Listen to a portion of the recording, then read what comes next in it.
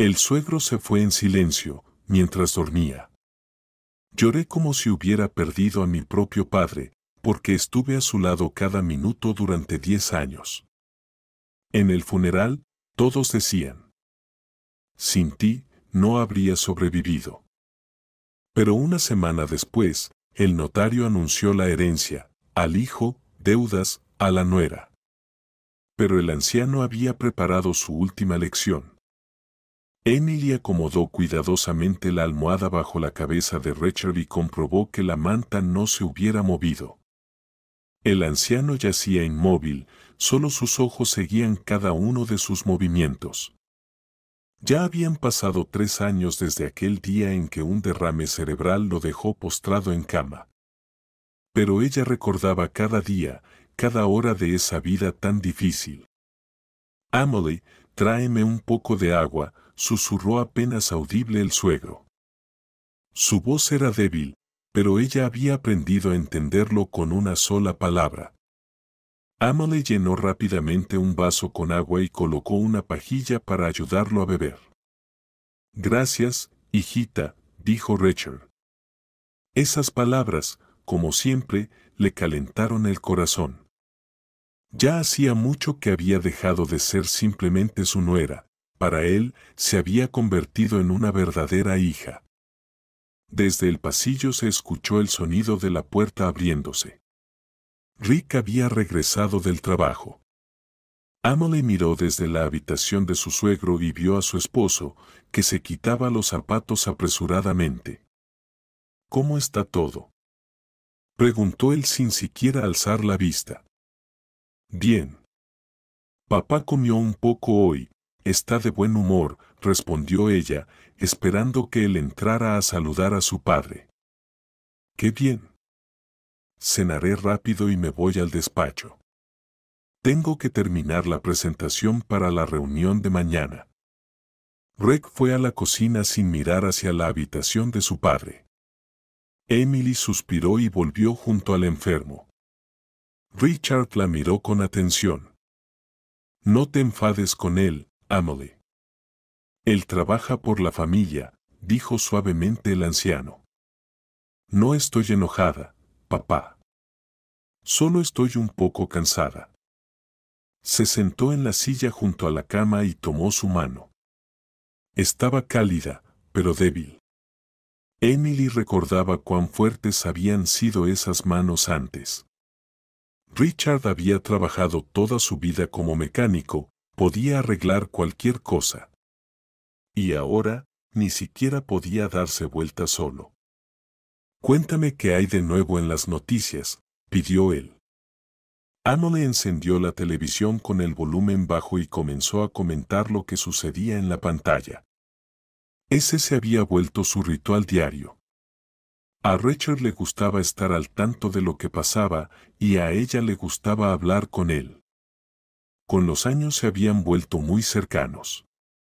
10 años atrás, cuando Emily recién se había casado con Rick, su relación con el suegro no fue fácil desde el inicio.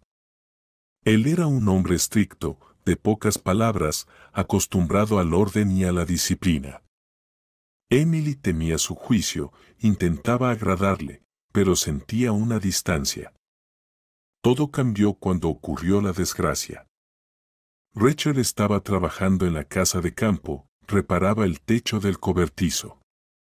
Se cayó y se golpeó fuertemente la cabeza.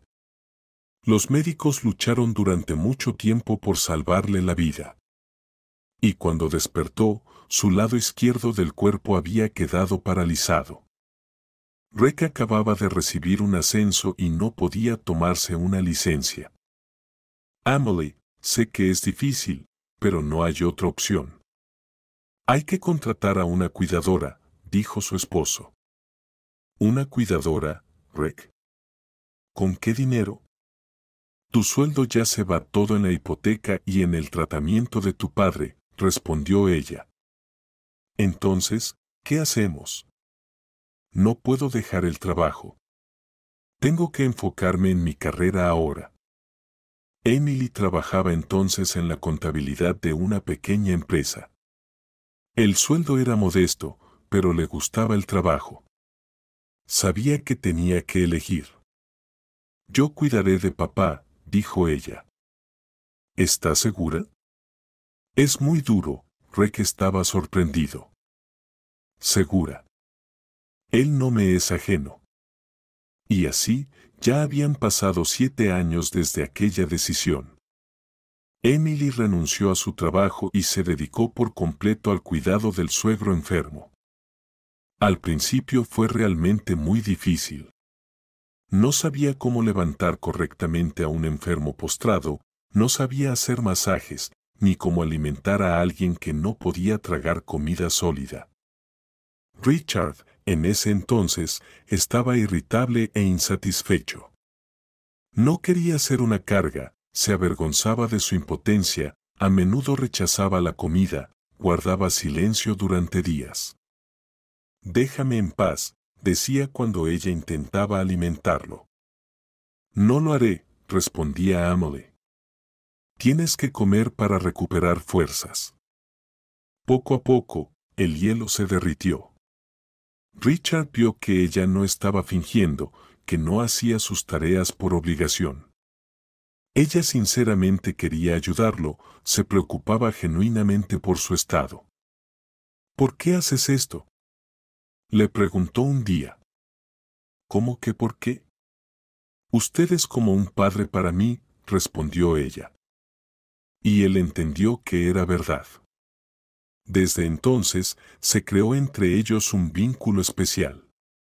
Richard comenzó a contarle sobre su vida, su juventud, sobre su esposa, a quien había amado profundamente y que murió de cáncer cuando Rick tenía 15 años.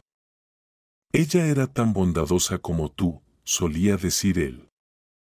Siempre se preocupaba por los demás más que por sí misma. Emily había aprendido a entender sus necesidades sin palabras. Sabía cuando le dolía la espalda, cuando tenía hambre, cuando estaba triste. Le leía libros, le ponía sus películas favoritas, le hacía masajes en manos y pies.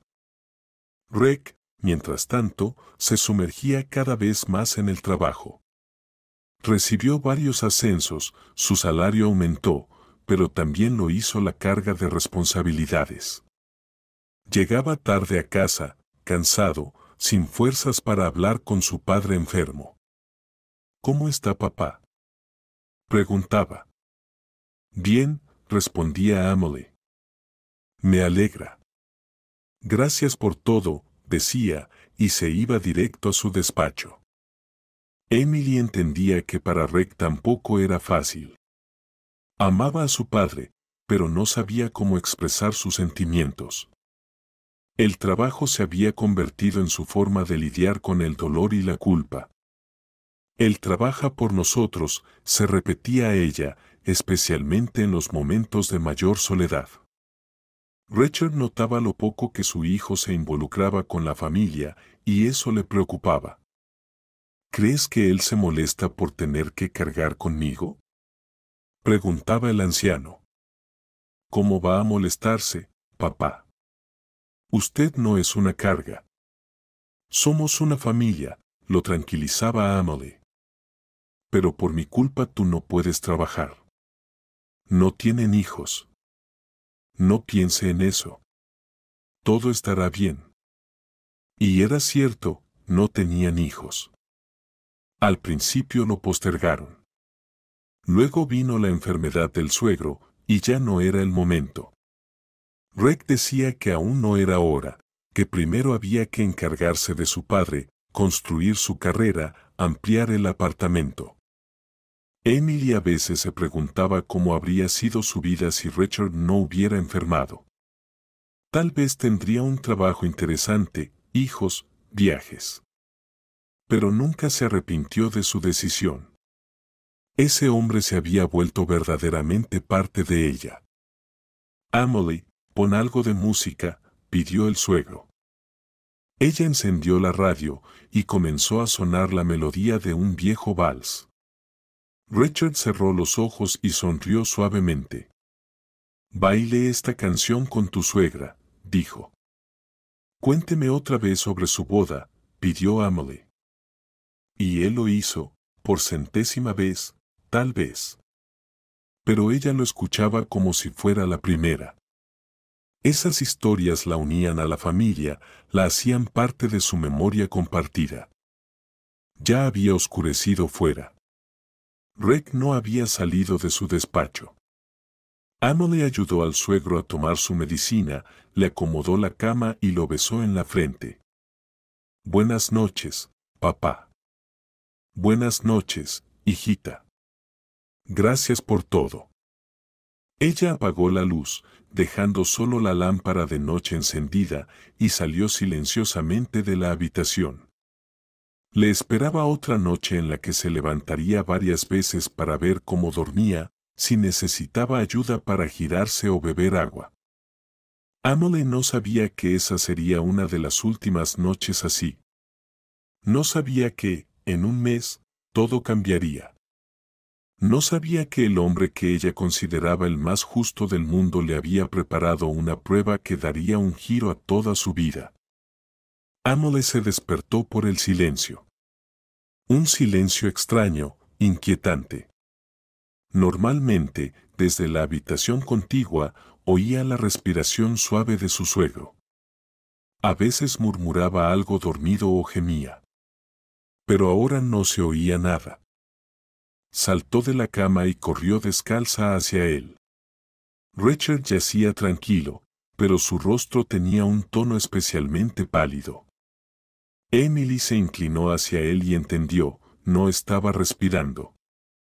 «Papá», gritó, aunque ya sabía que era tarde. Las manos le temblaban al buscarle el pulso. Nada. Emily tomó el teléfono, llamó a emergencias, luego fue a despertar a Reg. «¿Qué pasó?», preguntó él, saliendo del despacho, donde se había quedado dormido frente al ordenador. «Papá se fue», susurró ella.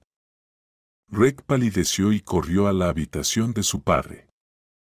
Emily se quedó en el pasillo, sus piernas no la sostenían. 10 años habían vivido juntos. Y ahora él ya no estaba. Llegó la ambulancia, confirmaron la muerte. El médico dijo que el corazón se había detenido mientras dormía. Para personas en su condición, era algo común, tranquilo, sin sufrimiento. Emily debería haberse sentido aliviada de que su suegro no sufriera, pero dentro de ella solo había vacío. Los días siguientes pasaron como en una niebla, trámites, funeraria, ataúd, coronas. Emily organizó todo sola, Reg estaba en estado de shock. Al funeral acudieron muchas personas, vecinos, viejos amigos de Richard, colegas. Él hablaba mucho de usted, le dijo una anciana del edificio de al lado. Decía que era como su hija. No sé cómo habría vivido sin usted, añadió el vecino, el señor Mijail. Es rara una devoción así. Emily escuchaba esas palabras y lloraba, no de autocompasión, sino de tristeza por aquel que de verdad se había vuelto su familia. Una semana después del funeral, los llamó un notario, Patrick Cooper. Un hombre mayor, respetable, con bigote canoso y mirada severa. Necesito leer el testamento de Richard Miller, dijo por teléfono. ¿Qué testamento?, se sorprendió Reg. Nunca nos dijo que había hecho uno. Sin embargo, el documento existe. Les ruego que vengan a mi oficina mañana a las 14. Usted y su esposa. Emily no le dio mucha importancia. ¿Qué tipo de testamento podría ser? El apartamento y la casa de campo, eso era todo lo que tenía mi suegro. Y además, el apartamento estaba a medio pagar con hipoteca y la casa necesitaba muchas reparaciones. Seguramente quiere dejarte todo a ti, le dijo a su marido. Claro. Soy su único hijo, respondió Reg.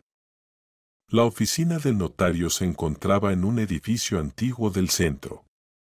El despacho estaba amueblado con piezas pesadas.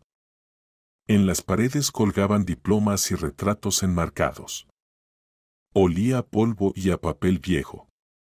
Patrick los acomodó en sillones frente a su escritorio y sacó del cofre una carpeta gruesa con documentos. El testamento fue redactado hace 2 años, comenzó. Richard Mellor se encontraba en pleno uso de sus facultades mentales, tal como lo certifica un informe médico. Los testigos fueron 2 colegas míos, y sus firmas han sido autenticadas. Emily escuchaba toda esa formalidad mientras pensaba lo extraño que sonaba el nombre completo de su suegro. Para ella, él siempre había sido simplemente papá. Paso a la parte principal, dijo el notario, colocándose las gafas. Abrió el documento. El apartamento situado en la calle Baker número 15, departamento 23, así como el terreno en el club de jardinería, se heredan al hijo, Rick Mellor. Rick asintió satisfecho.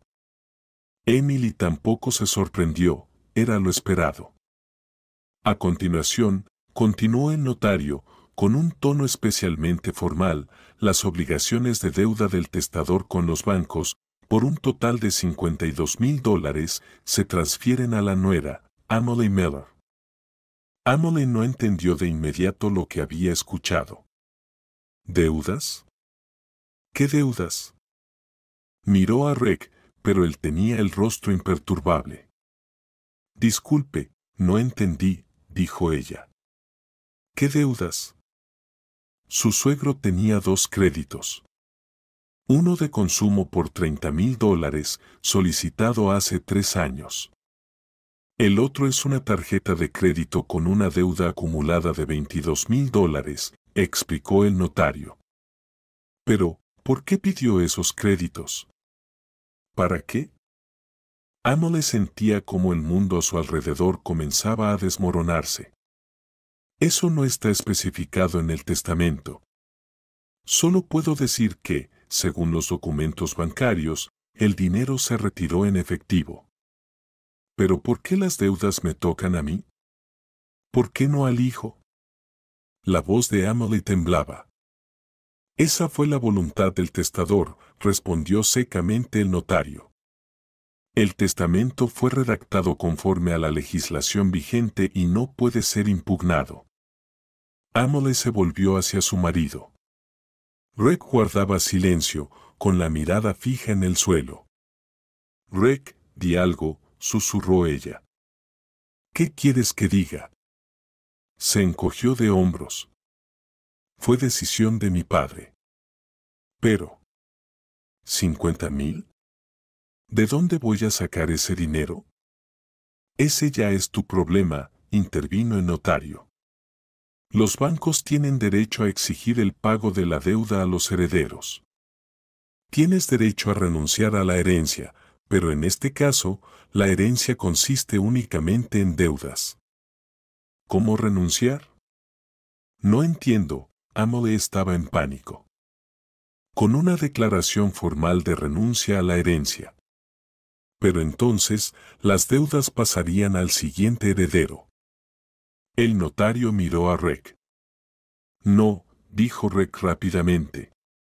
Si el testamento está correctamente formulado, yo no estoy obligado a responder por esas deudas. Exactamente. Según el testamento, usted hereda los bienes y su esposa hereda las deudas. Todo está legalmente en orden. Emily sintió que le faltaba el aire. $50,000. ¿De dónde va a sacar ese dinero? No tiene trabajo, ni ahorros, ni nada. Esto debe ser un error, dijo ella. Papá no habría hecho esto. Él me quería. Los documentos son auténticos, las firmas verificadas, el notario comenzó a guardar los papeles. Se les entregará una copia notarial del testamento. Los bancos serán informados sobre la transferencia de las obligaciones. En la calle, Emily por fin rompió en llanto. Las lágrimas corrían por sus mejillas. No podía detenerse. Red caminaba a su lado en silencio. ¿Cómo pudo hacerme esto?, sollozaba ella. 10 años cuidé de él como de un padre. Dejé mi trabajo, perdí mi salud y me dejó deudas.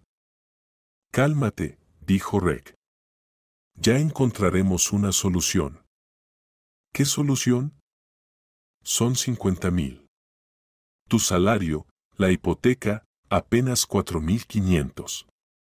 ¿Qué vamos a encontrar? No lo sé. Por ahora, hay que pensar. En casa, Amelie se encerró en el baño y lloró. No entendía lo que había pasado. Richard siempre había sido un hombre justo. Siempre le decía que era como una hija para él. ¿Por qué entonces había hecho algo así? Quizás perdió la razón antes de morir. Pensaba ella. ¿O tal vez alguien lo obligó a firmar ese testamento? El notario dijo que el documento fue redactado hace 2 años. En ese entonces, el suegro estaba en pleno uso de sus facultades mentales. Se comunicaban normalmente. Él le agradecía por cuidarlo. Por la tarde llamó un representante del Banco Nadesta. Una voz masculina y cortés informó que la deuda del préstamo pasaba a su nombre y le pidió que acudiera para reestructurar los documentos. Pero yo no pedí ningún préstamo, dijo Emilia. Usted es la heredera según el testamento. La deuda se transfiere automáticamente, explicó el empleado del banco. ¿Y si me niego a pagar? Entonces comenzará el proceso de cobro judicial, embargo de bienes, descuentos del salario. ¿Quiere eso? Emilia colgó el teléfono y miró a Reg. Él estaba sentado en el sofá viendo la televisión, como si nada hubiera pasado. Reg, ayúdame, le pidió ella. No sé qué hacer. ¿Y qué puedo hacer yo? El testamento es el testamento. Así lo decidió mi padre. Pero no es justo. Tú recibiste el piso y la casa de campo, y yo las deudas. ¿Por qué? No lo sé, ni siquiera se volvió hacia ella. Tal vez pensaba que debías trabajar, y no solo cuidarlo. ¿Cómo puedes decir eso? Emilia no creía lo que oía. ¿Quién lo habría cuidado sino yo? Podríamos haber contratado a una enfermera. ¿Con qué dinero? Además, no quería a extraños cerca. No sé. Tal vez pensaba que lo hacías por interés. Esas palabras golpearon a Emilia como una bofetada. Por interés. 10 años de cuidado abnegado. Por interés. ¿De verdad piensas eso? Preguntó ella. Pienso que hay que aceptar la situación tal como es. El testamento no se puede cambiar. ¿Entonces no me vas a ayudar con las deudas? No. Es tu herencia, tus problemas. Esa noche Emilia no durmió. Yacía en la cama, pensando que toda su vida se había derrumbado. El hombre al que consideraba el más cercano la había traicionado. Su esposo, por quien sacrificó su carrera, le había dado la espalda. Estaba sola, con una deuda enorme y sin ninguna esperanza. ¿Tal vez habría sido mejor morir junto con papá? Pensaba con desesperación. Emilia no sabía que por la mañana su vida volvería a cambiar. No sabía que Richard le había preparado otra sorpresa. No sabía que su injusticia era en realidad la máxima expresión de amor y cuidado. Emilia estaba sentada en el suelo del cuarto del difunto suegro, rodeada de cajas y bolsas. Rex se había ido temprano al trabajo, dejando como despedida. Ordena las cosas de papá. Lo que se pueda, dónalo. Lo dijo como si se tratara de trastos viejos, y no de objetos llenos de recuerdos de una persona. Habían pasado 2 semanas desde la lectura del testamento. Los bancos ya habían enviado notificaciones sobre la transferencia de las deudas, exigiendo su presencia para reestructurar los documentos. Emilia postergaba esa visita cada día, esperando un milagro que no llegaba. Tomó entre sus manos el viejo suéter de Richard, aquel gris, de trenza fina, que le gustaba usar en casa. La tela aún conservaba un tenue aroma de su colonia, Chipre. Emilia presionó el suéter contra su rostro y rompió en llanto. ¿Por qué, papá?, susurraba entre lágrimas. ¿Por qué me hicieron esto? Durante esos días había repasado en su memoria cada conversación, cada día de los últimos años. Buscaba pistas, señales de que su suegro estaba descontento con ella, pero no encontraba nada. Al contrario, él siempre le agradecía, decía que era mejor que una hija propia. Tal vez realmente pensaba que yo lo cuidaba por interés, ese pensamiento dolía especialmente. Emilia dobló cuidadosamente el suéter y lo puso en la caja para caridad. Luego empezó a revisar los libros. A Richard le encantaba leer, especialmente memorias de guerra y novelas históricas. El estante estaba lleno de tomos desgastados, muchos con marcadores en páginas sin terminar. Guerra y paz, con flores secas entre las páginas. Le leía Tolstoy a su difunta esposa cuando ella estaba enferma. Nieve ardiente de Bondarev, su libro favorito sobre la guerra. Vive y recuerda de Rasputín, solía citar frases de esa obra con frecuencia. Cada libro estaba vinculado a un recuerdo. Emilia hojeaba las páginas, veía anotaciones en los márgenes, hechas por la mano del suegro, su letra ordenada, de maestro. Siempre escribió muy bonito, incluso cuando la mano le temblaba tras el derrame. En el estante inferior había álbumes de fotos. Emilia tomó el primero. Fotos de boda de Richard y su esposa Mindy. Caras jóvenes y felices. Mindy, con vestido blanco y velo, Richard, con un traje elegante. Bailan, ríen, cortan la torta. Era muy hermosa, pensó Emilia, observando a su suegra, a quien nunca conoció en vida. Después, fotos del pequeño Reg, primero bebé, luego en el jardín de infancia, en la escuela. Richard con su hijo pescando, ambos felices, con cañas en la mano. Viajes familiares a la casa de campo, cumpleaños, árboles de Navidad. Emilia encontró una foto donde estaba ella, su primer viaje juntos a la casa de campo tras la boda. Está de pie junto al huerto, con una regadera en las manos y una sonrisa tímida en el rostro. Richard le enseñaba a plantar tomates. Tienes que palpar la tierra, Emilia. Si está húmeda, no riegues.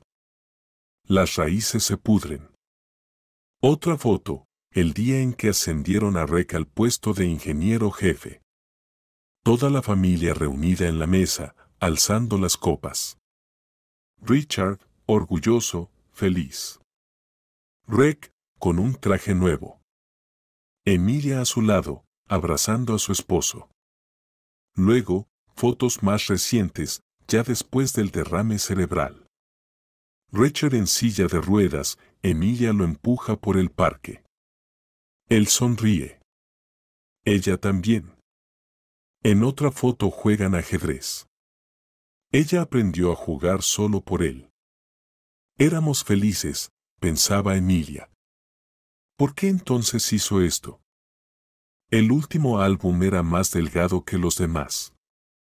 Contenía fotos muy recientes, tomadas con el móvil e impresas. Para su sorpresa, Emilia descubrió que en la mayoría de ellas aparecía ella, cocinando para su suegro, leyéndole un libro, ayudándolo a sentarse en el sillón. En la última página había una foto que no recordaba. Richard dormía en la cama y ella estaba sentada junto a él, tomándole la mano. Alguien los había fotografiado en secreto.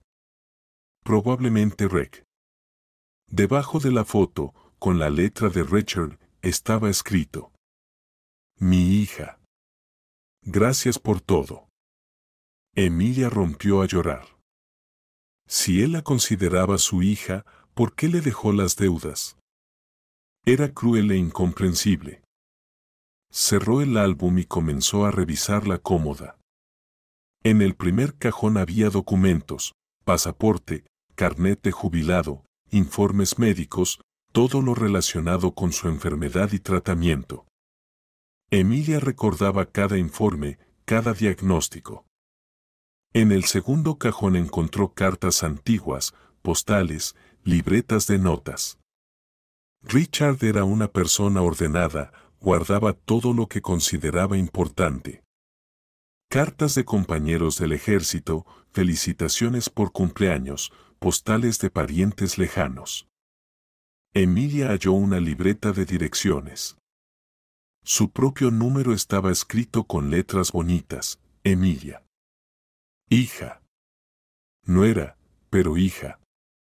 El tercer cajón estaba casi vacío. Solo pañuelos, gafas de lectura. Y, espera. Emilia notó que el fondo del cajón parecía extraño. Golpeó con los nudillos. El sonido era sordo, no el que debería ser. Sacó completamente el cajón y lo revisó por debajo. En efecto, tenía un fondo falso. Por los bordes notó una rendija delgada. Con la uña lo levantó con cuidado. El corazón le latía con fuerza. Bajo el fondo falso había una carpeta de hule, atada con una cinta. Las manos le temblaban mientras deshacía el nudo. Dentro había documentos. El primero, título de propiedad de un garaje. Emilia leyó y no pudo creer lo que veía. Propietaria, Amelia Miller. Su nombre. Sus datos del pasaporte. Es imposible, susurró. Segundo documento, otro título de garaje. Nuevamente su nombre. Tercero, lo mismo. 3 garajes. Todos a su nombre. ¿Cuándo? ¿Cómo? Ella no había firmado nada, no sabía nada de eso. Pero eso no era todo. El siguiente documento, título de propiedad de un terreno de 1.200 metros cuadrados en un pueblo. Otra vez su nombre. Emilia se sentó en el suelo. Los documentos cayeron de sus manos. La cabeza le daba vueltas. ¿Qué significa esto? ¿De dónde salieron la tierra y los garajes? Recogió los papeles y examinó atentamente las fechas. Los garajes fueron registrados a su nombre hace 3 años. El terreno, hace 2. Justo cuando se redactó el testamento. En la carpeta había otro documento, certificado bancario. Depósito de ahorro a nombre de Amelia Miller. Monto, $80.000. La cuenta se abrió hace 4 años. 80,000, Emilia no podía creerlo. Debajo de los documentos había una hoja doblada. Emilia la abrió y reconoció la letra de su suegro. Mi querida Emilia. Si estás leyendo esta carta, significa que ya no estoy. Probablemente estés enojada conmigo por el testamento.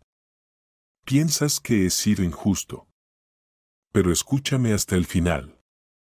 Esos garajes los fui comprando poco a poco, ahorrando de mi pensión. El terreno en el pueblo también lo compré yo. Todos los documentos los puse a tu nombre en secreto, a través de personas de confianza. Tú no lo sabías, pero por ley todo eso es tuyo. El dinero del banco también es para ti. Fui ahorrando poco a poco, vendí algunas cosas viejas. 80,000 te alcanzará para pagar las deudas. Y aún quedará algo. Ahora te explico por qué lo hice así. Las deudas del testamento no son mías. Son de Reg. Me pidió que tomara préstamos a mi nombre, prometió que él los pagaría. Dijo que necesitaba el dinero con urgencia para su negocio, pero que con su salario no podía conseguir un crédito grande. Confié en mi hijo, tomé los préstamos. Él tomó el dinero, pero nunca pagó. Decía que tenía dificultades, que pronto todo mejoraría. Y luego dejó de hablar del tema por completo. Yo entendía que iba a morir pronto y decidí darle una lección. En el testamento escribí que las deudas pasarían a ti. Quería que él sintiera responsabilidad, que ayudara a su esposa. Pero también te dejé una manera de resolver el problema. Tú te mereces todos estos bienes. Durante 10 años me cuidaste como si fueras mi propia hija. Renunciaste a tu trabajo, a tu vida, por un anciano enfermo. Rick, en cambio, casi no ayudaba, siempre estaba ocupado consigo mismo. Y usa ese dinero y esos bienes para tu felicidad. Vende lo que necesites. Abre tu propio negocio. Eres inteligente y trabajadora. Todo te saldrá bien. Y no te enojes conmigo por el engaño. De otro modo, Reg habría intentado quitarte la herencia. Así, todo es justo. A él le toca la casa y la cabaña que conoce. A ti, lo que mereces. Tu papá. Richard. Emily terminó de leer la carta y rompió en llanto. Pero ahora eran lágrimas de alivio y gratitud. Richard no la había traicionado. Al contrario, se había preocupado por ella mejor que un padre biológico. Entonces, las deudas no las había contraído él, sino Reg. Su esposo engañó a su padre enfermo y luego permitió que ella sufriera, pensando que su suegro había sido injusto. ¿Cómo pudiste, Reg? Pensaba ella. ¿Cómo pudiste usar a tu padre enfermo? Emily revisó los documentos. 3 garajes en diferentes zonas de la ciudad, un terreno y 800,000 en una cuenta de ahorro, era una fortuna mucho mayor que el valor del departamento y la cabaña que había recibido Reg. Richard fue más sabio de lo que ella creía. Había calculado todo, lo había previsto todo, incluso le dejó la posibilidad de darle una lección a su hijo ingrato. Afuera comenzaba a oscurecer. Reg pronto volvería del trabajo. Emily guardó cuidadosamente los documentos en la carpeta. Por ahora no diría nada a nadie. Primero tenía que comprobar todo, asegurarse de que los documentos fueran auténticos. Guardó la carpeta en su bolso y continuó ordenando cosas como si nada hubiera pasado. Pero por dentro, todo había cambiado.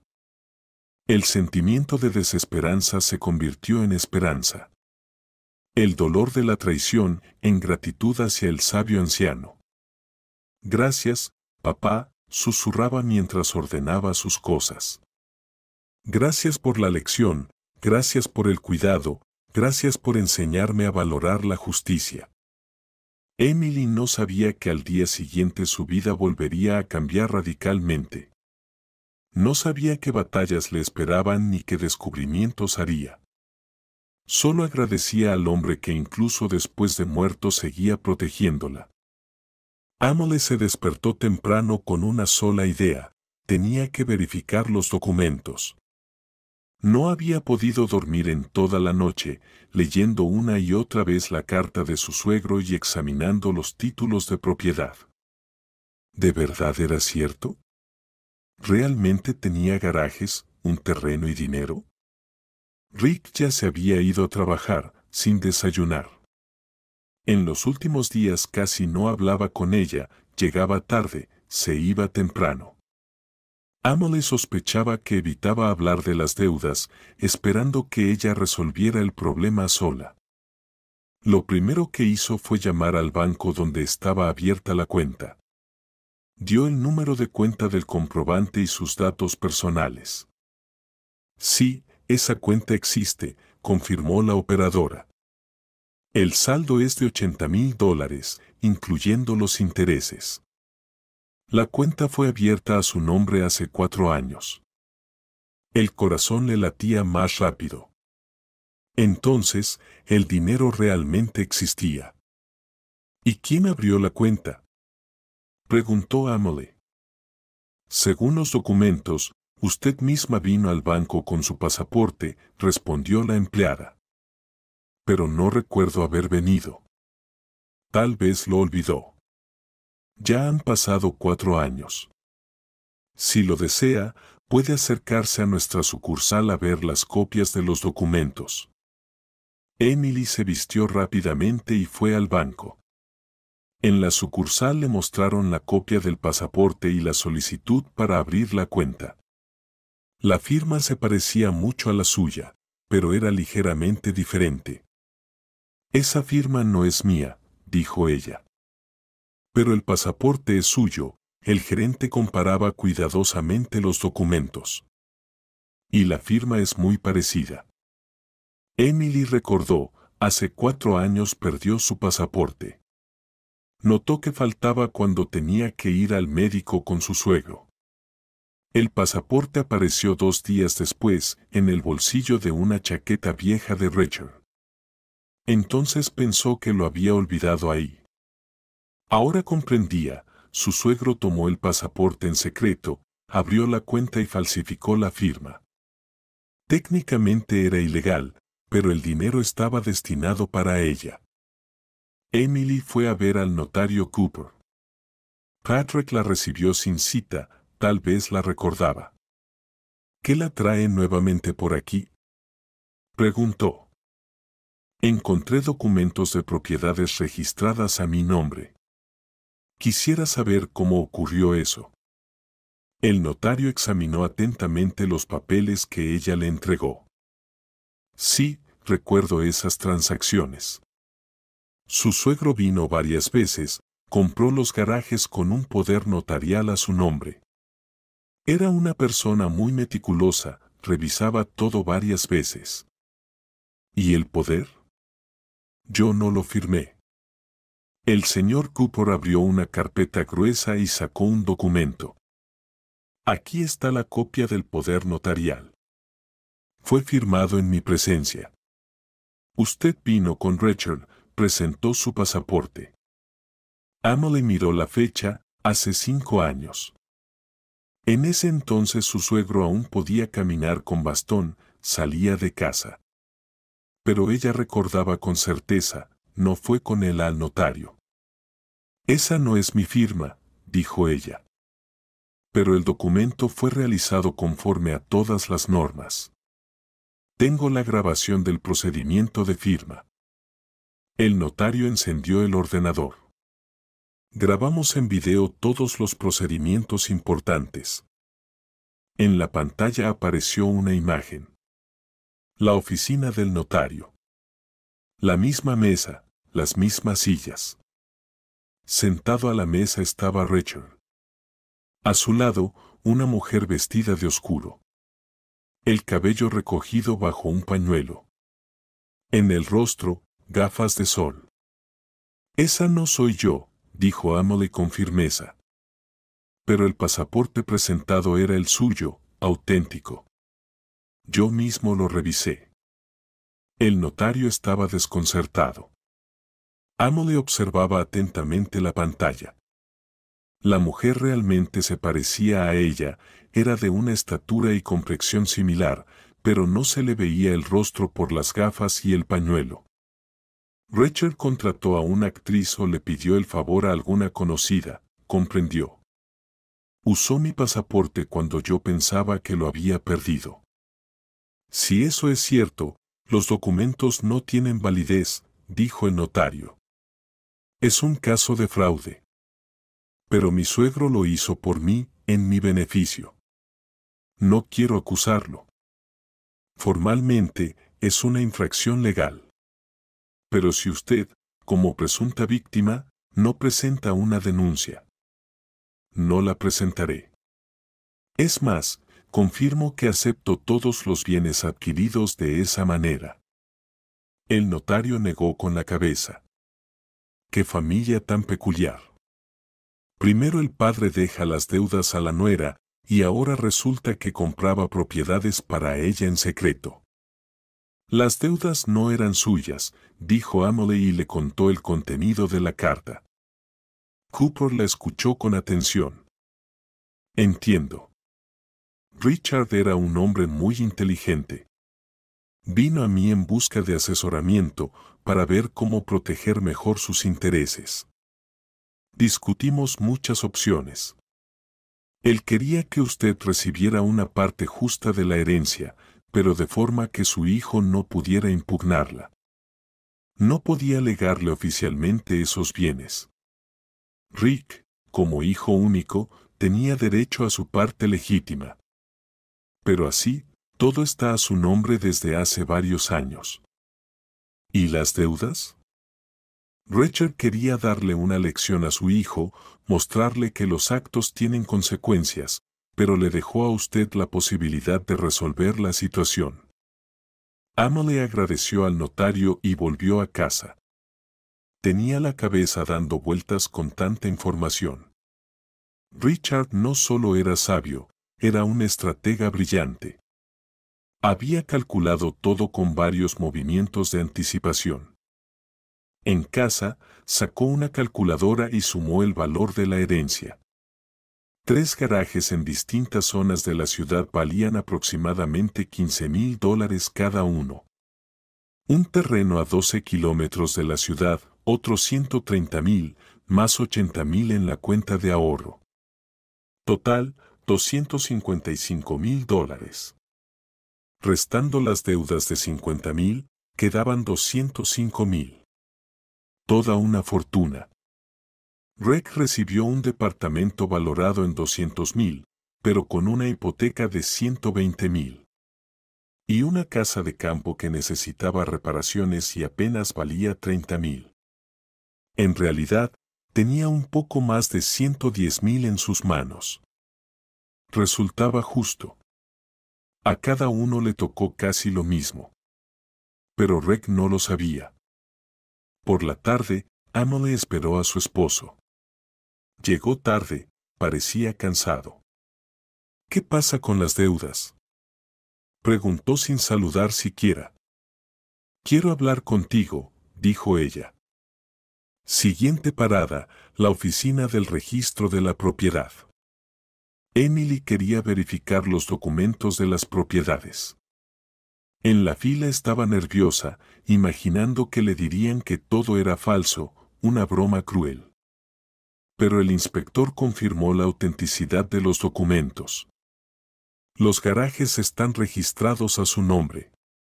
Todos los documentos están en orden. Las transacciones pasaron por un notario. ¿Y quién vendió los garajes? Personas diferentes. Pero el pago en todos los casos lo hizo en efectivo una sola persona, Richard. Él actuaba como su representante por poder notarial. ¿Qué poder? El inspector mostró una copia del documento. El poder estaba a nombre de Richard. Le daba derecho a comprar propiedades en su nombre.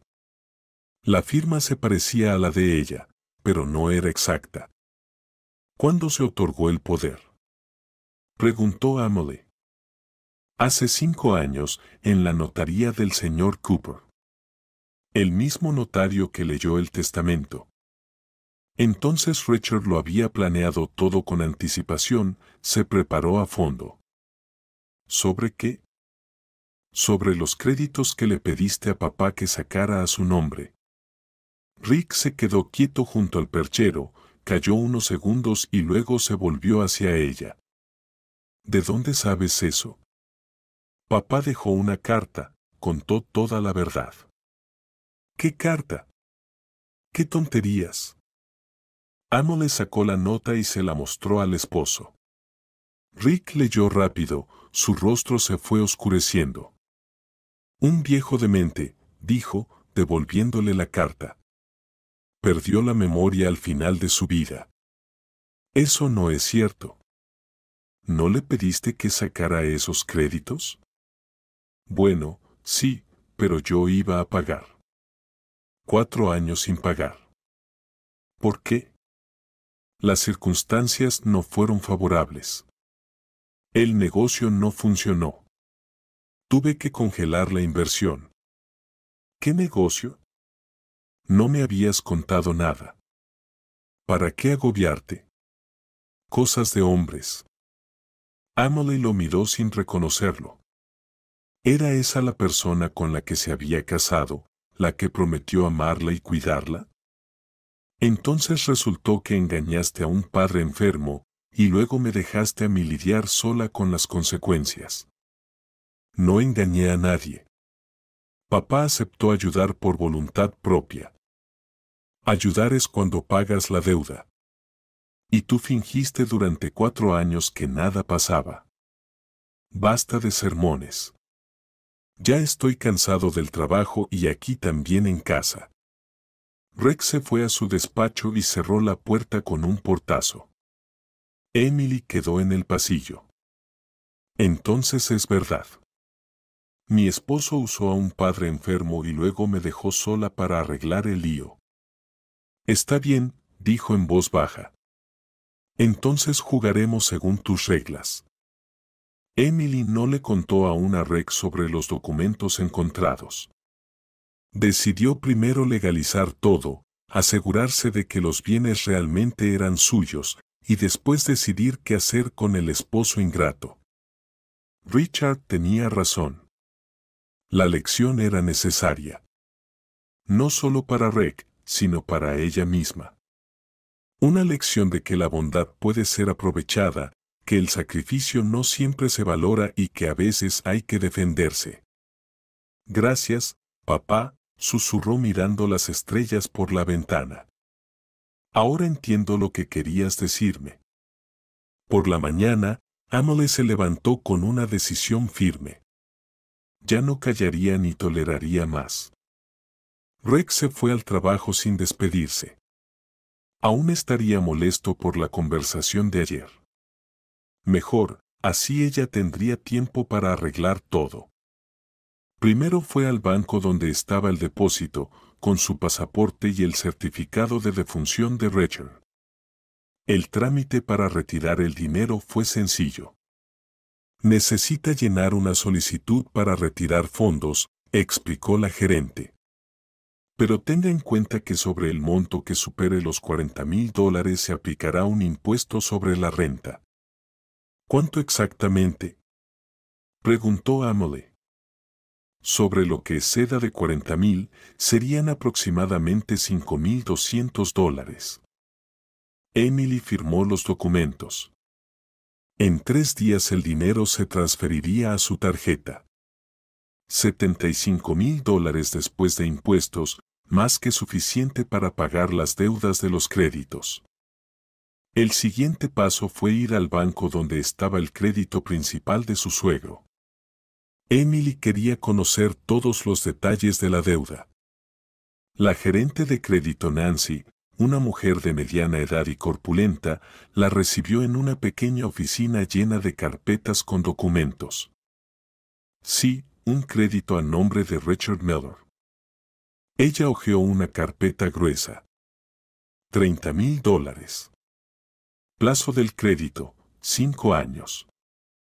El prestatario falleció. La deuda pasa a los herederos según el testamento. ¿Y quién recibió el dinero realmente? Preguntó Emily. Los fondos se entregaron en efectivo al prestatario personalmente, pero tenemos un recibo que indica que el dinero se entregó a un tercero. Nancy mostró el documento. En el recibo estaba escrito que Richard Miller entregaba los $30,000 recibidos del crédito a su hijo Rick Miller para uso comercial. La firma de Rick estaba abajo. ¿Y por qué el crédito se hizo a nombre del padre y no del hijo? Su esposo no cumplía con los ingresos. El salario no era suficiente para un crédito de $30,000. Pero un jubilado con propiedades es un prestatario confiable desde el punto de vista del banco.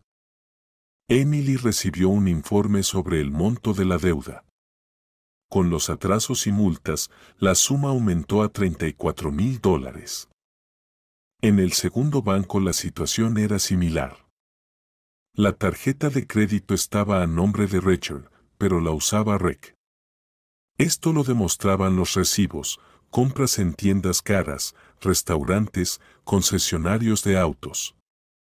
Su suegro compraba trajes por $2,000, se sorprendió la consultora, mostrando un recibo. Difícilmente. Él no se levantó de la cama en 3 años. Pero aquí hay un recibo del concesionario. El pago inicial del auto fue de $15,000. Emily recordó, hace 2 años Rick realmente cambió el auto, dijo que tomó un crédito para el auto. Resulta que el dinero para el pago inicial salió de la tarjeta del padre enfermo. La deuda total en la tarjeta era de $21,000. En total, $55,000, incluso más de lo que decía el testamento. Por la noche, Emily esperó a Rick en casa.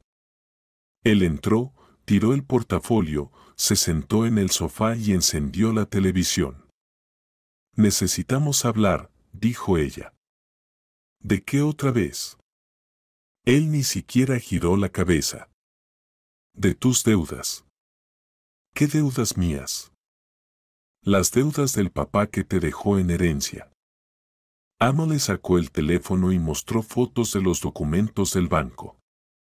«Esta es tu firma en el recibo. Tú recibiste el dinero del crédito personalmente». Rick miró la pantalla. Su cara cambió. ¿Y qué? Papá mismo se ofreció a ayudar. Ayudar es prestar y recibir de vuelta. Y tú no pagaste ni un centavo en 4 años. No tenía dinero, pero sí para un auto nuevo, trajes, restaurantes. Vi los recibos de la tarjeta de papá. Rex se levantó del sofá y empezó a caminar por la habitación. Tenía pensado devolverlo todo. El negocio iba a despegar. ¿Qué negocio, Rick? Trabajas como ingeniero en una fábrica.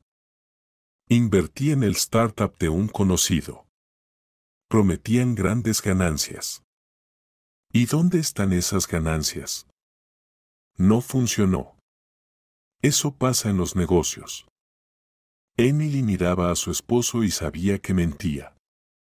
No había ningún startup. Solo gastos para el mismo, auto, ropa, entretenimiento. Y el padre enfermo y la esposa tenían que lidiar con las consecuencias. Está bien, dijo ella, entonces paga tus deudas tú mismo. Tú las creaste, tú respondes. ¿Cómo voy a pagar? No tengo ese dinero. Vende el departamento, la casa de campo, lo que recibiste por herencia. ¿Estás loca? ¿Dónde vamos a vivir entonces? ¿Y dónde voy a sacar 50,000 para tus deudas? Rick se detuvo, la miró atentamente. Escucha, ¿y si intentamos impugnar el testamento? Decimos que papá no estaba en su sano juicio, que estaba bajo tu influencia. Emily no podía creer lo que oía. Él le proponía difamar a la persona a la que ella cuidó durante 10 años. Nunca, dijo ella con firmeza. Entonces resuelve tus problemas tú mismo. Yo no tengo nada que ver. Al día siguiente, Emily fue al abogado. Amanda Ross recibía en una oficina pequeña cerca del centro. Una mujer estricta de unos 50 años, con gafas y traje de negocios. Cuénteme la situación con detalle, pidió la abogada. Emily contó todo, sobre el cuidado del suegro, el testamento, los documentos encontrados, el comportamiento del esposo. Amanda Ross escuchaba atentamente, haciendo preguntas aclaratorias de vez en cuando. Es un caso interesante, dijo al final. Formalmente las deudas te fueron negadas a ti, pero hay pruebas de que en realidad el dinero lo usó tu esposo. Podemos intentar trasladar la responsabilidad a él. ¿Cómo hacerlo? Presentar una demanda para que se reconozca al esposo como prestatario real. Tenemos recibos, cheques, testimonios de empleados bancarios, además de tus bienes, que pueden servir como garantía. Y si el esposo se resiste, el proceso judicial será inevitable, pero tenemos buenas posibilidades. La base de pruebas es fuerte. Emily firmó el acuerdo con la abogada. Una semana después se presentó la demanda en el juzgado. Rex se enteró cuando recibió la citación. Esa noche irrumpió en casa furioso. ¿Me has demandado?, gritó. Sí, quiero que respondas por tus deudas. ¿Cómo te atreves? Soy tu esposo. Un esposo que engañó a su padre enfermo y dejó a su esposa lidiar con las consecuencias. Eso es porque tu abogada te convenció. Quiere separarnos. Nadie me convenció. Yo tomé la decisión. Rick andaba de un lado a otro murmurando algo sobre ingratitud y traición. Luego de repente se detuvo. ¿Y si yo también presento una demanda, impugno el testamento y digo que papá no estaba en sus cabales y que tú lo manipulabas? Hazlo, respondió Emily con calma. Pero ten en cuenta que tengo certificados que prueban que papá estaba en su sano juicio y testigos que vieron cómo lo cuidaba. ¿Qué testigos? Vecinos, médicos, enfermeras. Todos vieron cómo dediqué 10 años de mi vida a cuidar a una persona enferma. ¿Y tú dónde estabas? Red comprendió que su farol no funcionaba. De hecho, todos sabían que Emily cuidaba con dedicación al suegro, mientras él solo aparecía de vez en cuando en casa. Un mes después tuvo lugar la primera audiencia judicial. Red llegó con su abogado, un joven con traje barato. Evidentemente no tenía dinero para un buen letrado. La jueza Catherine Smith revisó los documentos del caso y escuchó a las partes. La demandante solicita que se reconozca al demandado como prestatario real de los créditos a nombre de su padre, resumió ella. El demandado se opone, alegando que recibió el dinero como regalo. El abogado de Rick intentó demostrar que Rachel ayudó voluntariamente a su hijo y que los recibos eran solo formalidades. El padre quiso ayudar a su hijo a iniciar un negocio, dijo. Nadie lo obligó a pedir préstamos.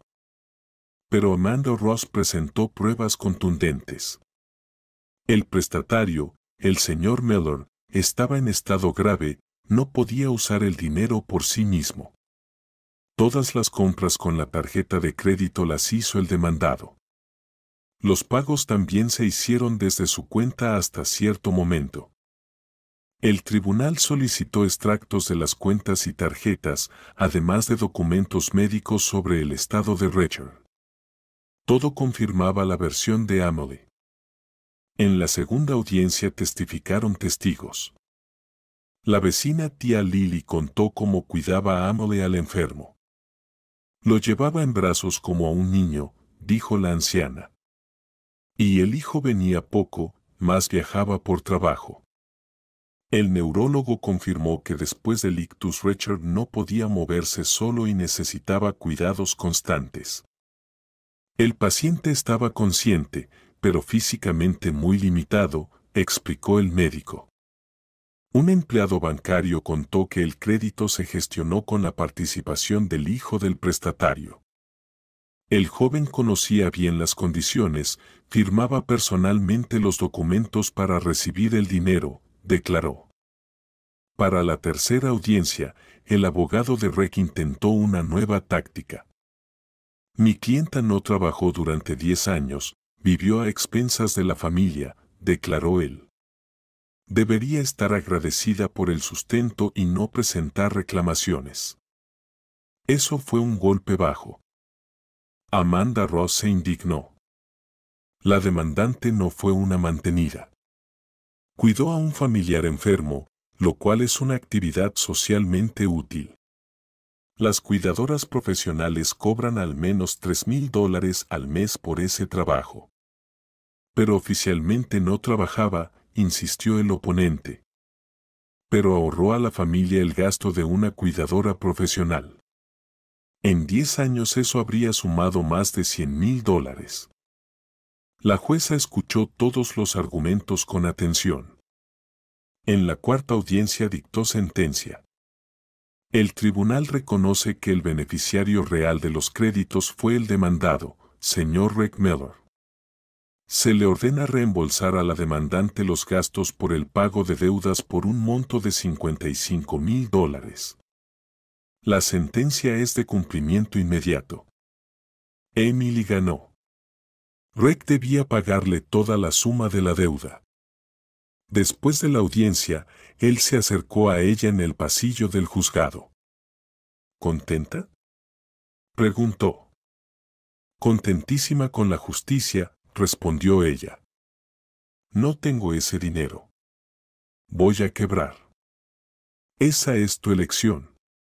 Podrías haber admitido la culpa honestamente y llegar a un acuerdo amistoso. ¿Y si apelo? Apela. Pero recuerda que cada día sin pagar aumenta la cantidad de intereses por demora. Rick comprendió que había perdido definitivamente. Ahora sí tendría que vender la herencia de su padre para saldar las deudas que él mismo creó. Bastante con que hayas destruido nuestra familia, dijo por último. La familia la destruiste tú cuando decidiste vivir a costa de un padre enfermo, respondió Emily. Ella caminaba por la calle sintiendo un extraño alivio. Por fin la justicia había triunfado. Richard estaría satisfecho. La lección sirvió tanto para el hijo como para ella misma. Un mes después del juicio, Emily recibió el dinero de Rick. Él vendió la casa de campo de su padre y pidió un préstamo hipotecario sobre el apartamento, no había otra salida. Los $55,000 llegaron a su cuenta en una sola transferencia. Aquí está tu dinero, dijo, mostrando el recibo. Ahora estamos a mano. A mano, aceptó Emily. Rick recogió sus cosas y se fue a casa de un amigo. El divorcio se tramitó rápido y de mutuo acuerdo. No había nada que repartir. El apartamento quedó para él, con las deudas. Ni siquiera sabía qué propiedad tenía ella. Emily se quedó sola en el apartamento vacío. Los primeros días fueron extraños. Silencio. Nadie que alimentar, nadie a quien cuidar. Durante 10 años su vida estuvo programada al minuto, ahora el tiempo era solo suyo. Fue a ver un terreno en el pueblo de Sosnovka. 12 parcelas en un lugar tranquilo, cerca de un río, rodeado de bosque de pinos. Un lugar bonito, pero vacío. Solo un viejo cobertizo y un claro cubierto de hierba. Aquí se puede construir algo, pensó. Decidió vender uno de los garajes. Necesitaba dinero para un nuevo proyecto. Encontró comprador rápido, $17,000 por un garaje en buena zona. Con ese dinero fue a ver a un arquitecto. Carl, un hombre de unos 40 años con canas en las sienes, escuchó atentamente su idea. Quiero abrir un café al aire libre, explicó Emily. Pequeño, acogedor, para familias con niños, para quienes están cansados del bullicio de la ciudad. Idea interesante, dijo el arquitecto. En el terreno se puede construir una terraza de verano, gazebos, un parque infantil. Hizo un boceto del plan, pero advirtió que necesitaría permisos para conectar los servicios públicos. ¿Cuánto costará eso? Aproximadamente $50,000 en la primera etapa. Construcción sencilla, sin lujos. Emily tenía justo el dinero de un depósito bancario y decidió arriesgarse. La construcción empezó en primavera. Emily supervisaba cada etapa, cimientos, paredes, techo. Los obreros se sorprendían de que una mujer supiera tanto de construcción. Mi suegro me enseñó, explicaba. Toda la vida estuvo construyendo y reparando cosas. Para el verano el edificio principal estaba listo, una pequeña casa con cocina y sala para 20 personas, una terraza abierta, parque infantil con columpios y tobogán. Emily llamó al café Señor Mellor en memoria de su suegro. En el cartel, con letras bonitas, estaba escrito, café familiar en plena naturaleza. El menú era sencillo, comida casera, todo lo que ella misma sabía cocinar. Los primeros visitantes fueron vecinos de pueblos cercanos. Una pareja mayor, Simón y Viola, entraron por curiosidad. ¿Y qué? ¿Salió bien?, dijo el abuelo, probando la sopa. Como la que hacía mi difunta madre. Y los precios son razonables, añadió la abuela. En la ciudad por una porción así cobran el doble. Poco a poco, el café se fue haciendo conocido en la ciudad. Venían familias los fines de semana, parejas jóvenes a citas, grupos de amigos para hacer una barbacoa.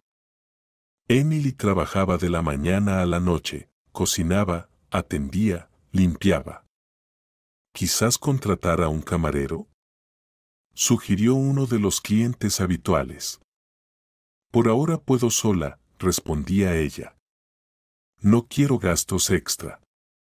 Después de medio año, el café empezó a generar ingresos estables, entre 30 y 40 mil dólares al mes.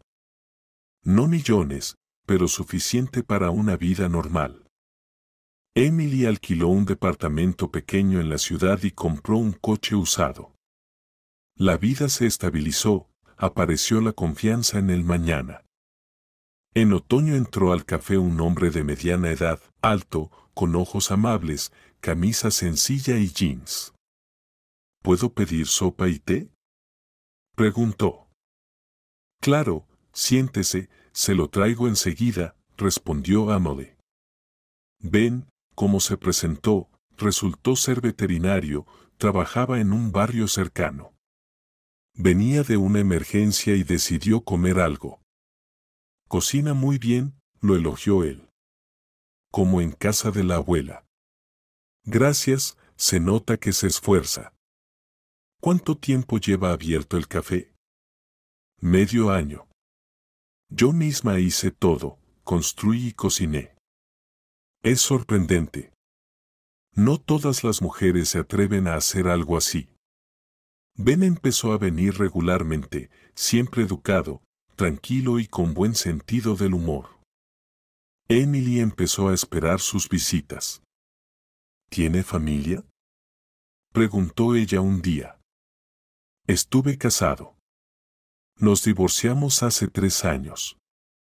No tengo hijos, respondió sencillamente. Yo también me divorcié hace poco. Resultó que viví 10 años con un hombre que no era el mío. A veces la gente cambia, o no los conocemos bien desde el principio. Las conversaciones se volvieron más íntimas.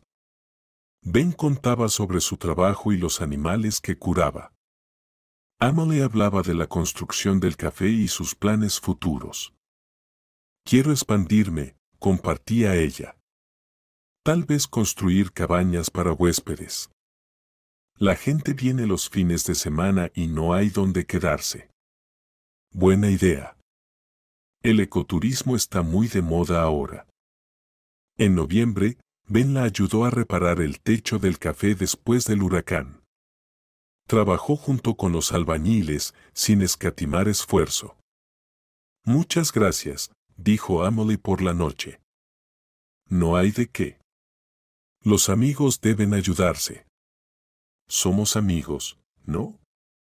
Ella miró a sus ojos y entendió, sí, eran amigos, pero quizás algo más que amigos.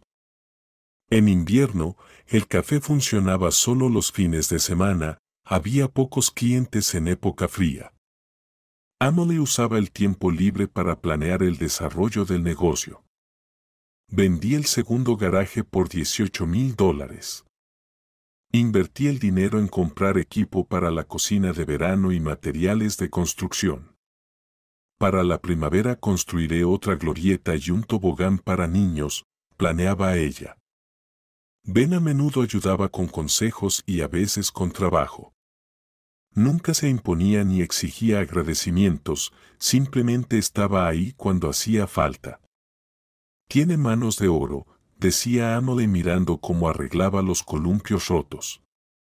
Todos tenemos manos de oro, si hay ganas de ayudar, respondía él. Al final del invierno, ella comprendió que se había enamorado. No con pasión, como en su juventud con Rick, sino con calidez y seguridad. Ben se volvió parte de su vida y de sus planes futuros. ¿No te gustaría emprender un negocio?, le preguntó en marzo. ¿En qué sentido? Ser mi socio en el café y en la vida. Ben guardó silencio un momento, luego sonrió. ¿Hablas en serio? Muy en serio. Entonces sí, quiero. En primavera comenzaron a prepararse juntos para la nueva temporada. Ben ayudaba a construir una glorieta adicional y a arreglar el terreno. Resultó que tenía buenas habilidades organizativas y contactos con proveedores de alimentos. Mi amigo tiene una granja, contaba él. Puede suministrarnos carne y verduras directamente, sin los márgenes de las tiendas. Perfecto.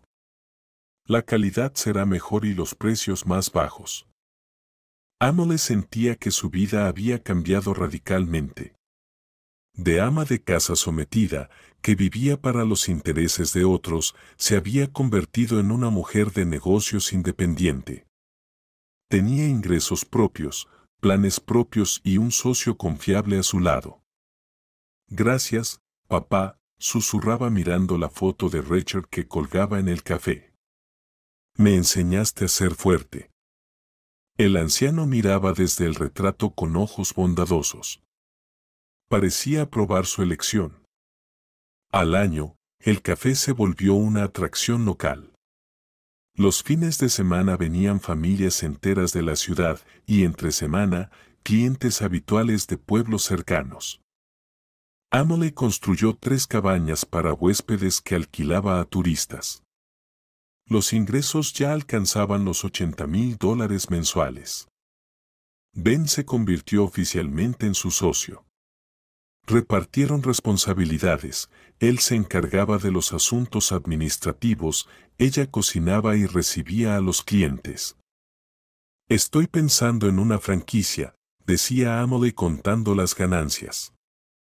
Podríamos abrir 2 cafés más en otros barrios. No te apresures, aconsejaba Ben.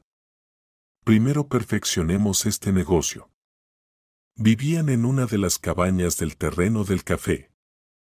Una vida sencilla y tranquila en plena naturaleza.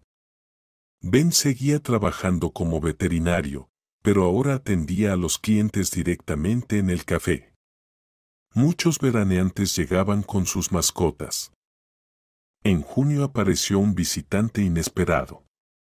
Rick estacionó su viejo coche en la entrada y entró al café con inseguridad. Hola, dijo él. Hola, respondió Emily mientras seguía preparando la ensalada. Rick se sentó en una mesa alejada, pidió té y un pastelito. Comió en silencio, mirando a su alrededor. Te ha quedado bien, dijo finalmente. Gracias. Vendí el departamento, me mudé a un estudio en las afueras, pagué mis deudas, pero no me quedó dinero.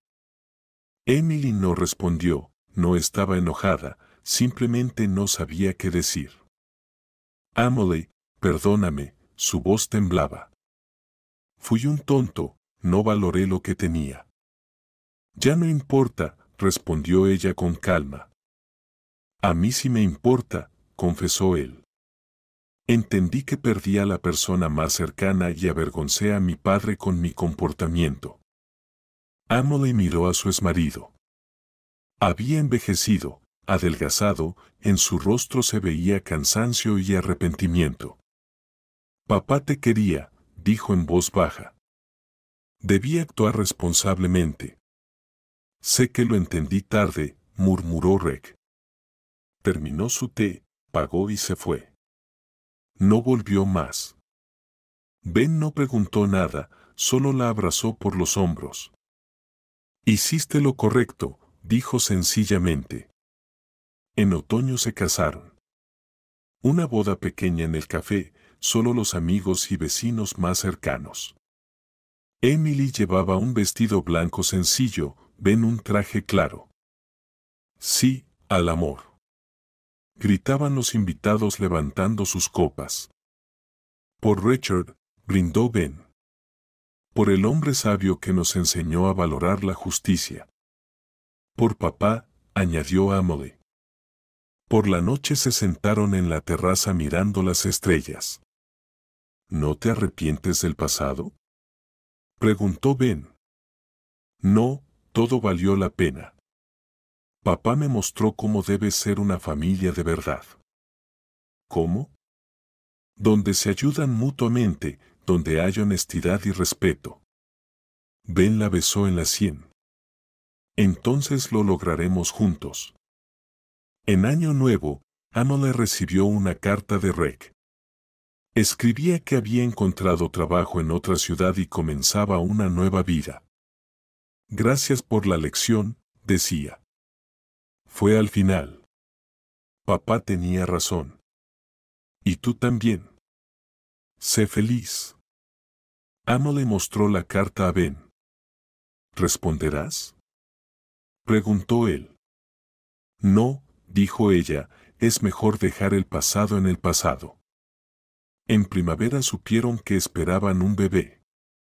Emily tenía 38 años, pero los médicos dijeron que todo estaba bien. Será un niño, dijo ella acariciándose la barriga. Lo llamaremos Richard. En honor al abuelo, al hombre más justo que he conocido. El hijo nació en septiembre.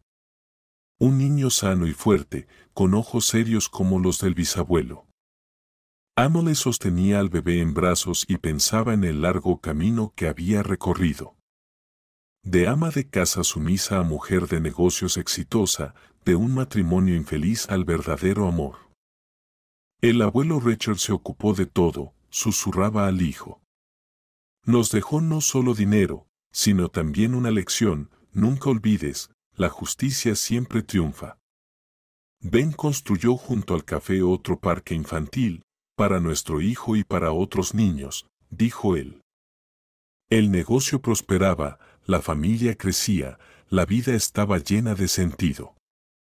A veces Emily recordaba las palabras de su suegro. La justicia es cuando cada uno recibe lo que merece. Ella obtuvo lo suyo: amor, respeto, independencia, felicidad y, lo más importante, la comprensión de que el bien siempre regresa. Solo que a veces se necesita tiempo y sabiduría para verlo.